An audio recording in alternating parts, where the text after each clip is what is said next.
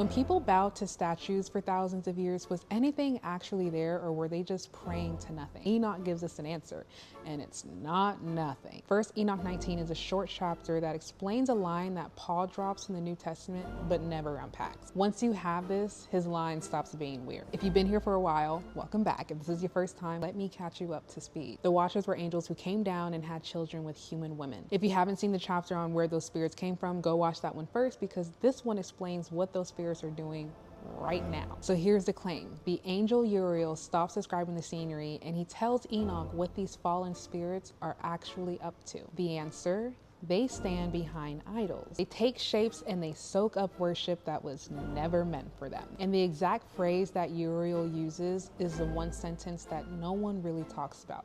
Let's read it together. And Uriel said to me, here shall stand the angels who have connected themselves with women, and their spirits, assuming many different forms, defile men and lead them astray into sacrificing to demons as unto gods.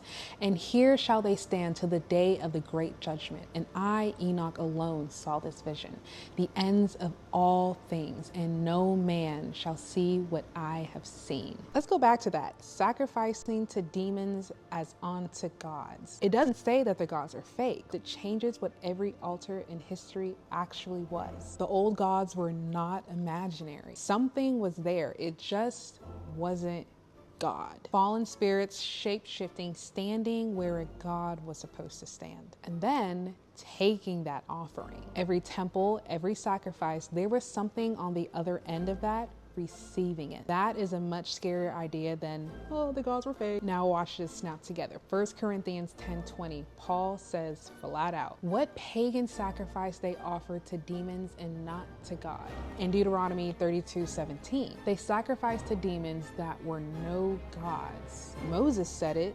Paul repeats it. Neither one explained. This chapter is an explanation that those chapters were standing on. Now, why would they leave this out? I'm not sure, but maybe because the other gods are real, they're just fallen angels wearing a mask, is a heavier claim than the other gods just don't exist. The heavy version makes worshiping the wrong thing genuinely dangerous. The simple version, that they just never existed, is easier to teach and easier to control. Now, here's the thing. This is just one chapter from one book that was removed. There's so much more, like the Book of Jubilee, which names the spirit that's leading these nations astray and the angel that begs God to lock them up. Or the Testament of Solomon, an old text where King Solomon questions spirits behind the idols one by one. Why have we never read these? If you want to read it for yourself, everything is on our website. You can go click the link in our bio and you will find it there. If not, you can just comment the word